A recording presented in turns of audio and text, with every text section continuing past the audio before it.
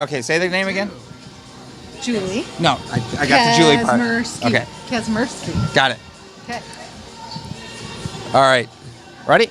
All right, welcome back to Udicci.TV. We're here right now with I.S.E. It's the Institute for Social Entrepreneurship, and I'm here with David and, oh, I'm just lost now. What was it again? I'm kidding. Julie Kazmersky, who said that if we actually picked on her, she was going to freeze. So we got to start the way that we're going to do this. And so we're here a little bit. Now, this might be the last one for us, but you guys are really right up our alley with economic development. I want to talk a little bit more about what is it you guys do and why and how you got going. And we're probably going to run well over 5 minutes, into a good 5 minutes and 10 seconds at least. Oh. Are we good with that? Yeah, all right. So let's talk a little bit about your business here. Great. The Institute for Social Entrepreneurship. We always saw entrepreneurship as a way, broadly, than making money selling products or services, but we could solve problems that were outside of that traditional view. So we always saw that entrepreneurship can be applied in solving almost any problem in any community, giving people ownership and access to the tools that entrepreneurs use. I absolutely agree with that, but it's almost too easy for me to agree with that because I think we think so much alike. So let's just kind of start. How did you guys start the business? How did the partnership come together? Let's go back to the beginning. All right, we're going to go back to the beginning because it was with me. All right. I had this idea to take community and entrepreneurship and meld them together, and that's the Institute for Social Entrepreneurship. It launched at Roberts Wesleyan College because I was doing my master's thesis. Okay. And we thought of how do we merge together the thoughts of good community with business, and how do we make money and do good at the same time? And here we are 10 years later, and the Institute is thriving, and Julie's my partner now. And so she brings another aspect to the business side of it, is creating opportunities and impact, and specifically in the growing area of women in business. Yeah. So actually, I go back to Roberts Wesleyan College as well with David. David was my professor. Can you believe that? Yeah. Interesting. Yep. The nutty professor. So There we go. I was All in right. a business program, and it was taking me down an entrepreneurial back track.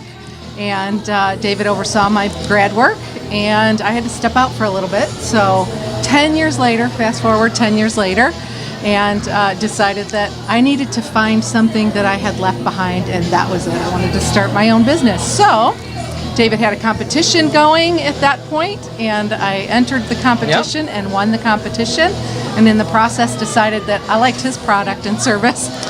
There you go. There you go. I liked what he was doing, so.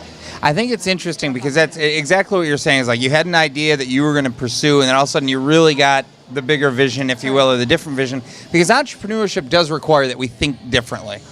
It really does require us to stop thinking down this path and thinking, how can we solve this? Not by just necessarily throwing money at it, but how about making money with it? Yes. Right? That's a great way of playing that. And I think for me, where I come in this is that it's not that money is some big thing that we all must strive for. It's just a reality that helps people overcome poverty, and what we can achieve through money is pretty wonderful. So, I know we talked earlier, so I'm just kind of summing some stuff up there. So, what is it you guys are looking for? Who do you want to call you? Well, often the people that call us have a problem, and they don't know where to go. And so our first step is with them. Any good business starts with people and their ingenious ideas, their passion, their talent, and their creativity. Money is a resource that they use to get there. So we're looking for people who want to do something that no one else is helping them solve. So if people are out there and they're like, here's a social problem I see, and they want a solution and they can't call you. Or, hey, I think I can see how to solve this, but I don't quite know how to do it. Call you. Yeah. Kind of the answer is call you. Yeah, I think that the issue is that we help traditional businesses that do products and services, and we help those unique opportunities. We met someone here today, and they were talking about, I want to use my passion to conserve. I want a conservation type idea. And that's right up our alley. We find a way to make that sustainable, profitable, and it's good for the economy, it's good for the community, and it's good for conservation. So one of the things we talk about quite often is that capitalism, we believe, is one of the the greatest socioeconomic systems because it's raised more people out of poverty. You hear people talk all the time about the greed and everything else that's going on. It's you know what? That is the case, but that's on a case-by-case basis, and it's person. And we can use proven principles to change the world. And I think we're at a time and place right now in history where the social entrepreneur is going to reign supreme. Yeah, we view it as that. And here's the other thing. Capitalism is our economic system that we live within. Yep. But most people don't even know the terminology. So our curriculum teaches them, here's the playing field. Let's go at it. Here's the terminology. Here are the rules. Here's how you win in it. And you win by solving a problem that meets a need, but also doesn't destroy the community at the same time. So when you say curriculum, do you actually hold regular time, like, okay, come on in this week, we're doing this, and next week, what is a curriculum to you, and how does that work? Well, we have a 7-unit curriculum called The Journey, and it starts out with an assessment helping folks understand if they are entrepreneurs to begin with, and if they are, to what level, and if they have a good idea but aren't quite the entrepreneur, the thought behind the idea, well, they're the thought, but if they want to need the administrative piece behind, then they will just keep going that arena that way. So there's so much to what you guys do. Yeah. After they go through the journey, do you then help them find the resources to continue forward? Not after. We do Okay. it during. During. It is Okay. From concept right all the way through to the marketplace. We walk with them and they do the work. Love it. We walk alongside them all the way, but Really acting as a mentor. Yeah, you have to. Absolutely.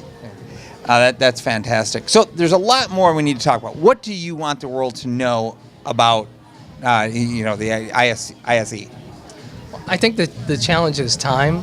Everyone thinks that they can put this off to another day. But the longer they wait, the harder it is going to be able to enter into the marketplace that they're trying to be influential in.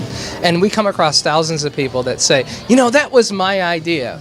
But ideas are free. It's the one who answers the call and implements it. And we want people not to let their idea go to the wayside or someone else to take opportunities. So. I love that. I recall one time somebody getting very upset with me because they're like, I gave you so many ideas.